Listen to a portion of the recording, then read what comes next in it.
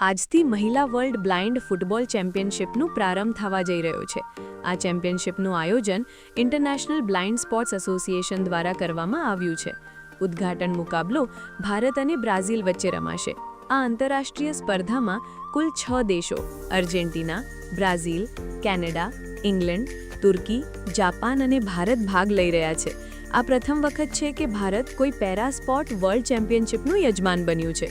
ભારતીય ટીમની આશા છે કે તેઓ પ્રથમ આવૃત્તિ દરમિયાન ઇંગ્લેન્ડમાં જેમ સેમીફાઇનલ સુધી પહોંચ્યા હતા તેવી જ રીતે આ વખતે પણ સારો દેખાવ કરશે. અમદાવાદ ગુજરાતના એક ખેલાડીએ બ્લાઇન્ડ ફૂટબોલની વિશેષતાઓ વિશે માહિતી આપતા કહ્યું કે આ રમત અવાજ આધારિત હોય છે, જેમાં બોરમાંથી અવાજ નીકળે છે અને ખેલાડીઓ મૌખિક સંકેતો દ્વારા સંચાર કરતા હોય છે. તેમણે અંધ ખેલાડીઓ માટે સંચાલન, પ્રોત્સાહન અને સહારાની જરૂરિયાત પર ભાર મૂકતા કહ્યું કે આવા પ્રયાસોથી ખેલાડીઓના આત્મવિશ્વાસ અને પ્રદર્શન બંનેમાં વધારો થશે. સાબરકાંઠાના વડાલી તાલુકાના રહેડા ગામની દીકરી આ ટીમની કેપ્ટન છે. સાંભળો ત્યાં ચેમ્પિયનશિપ વિશે શું કહે છે.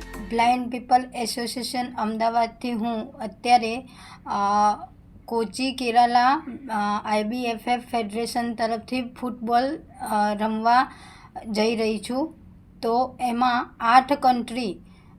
8 દેશ આવી રહ્યા છે અને આજે સાંજે 7 વાગે અમારી મેચ સ્ટાર્ટ થવાની છે.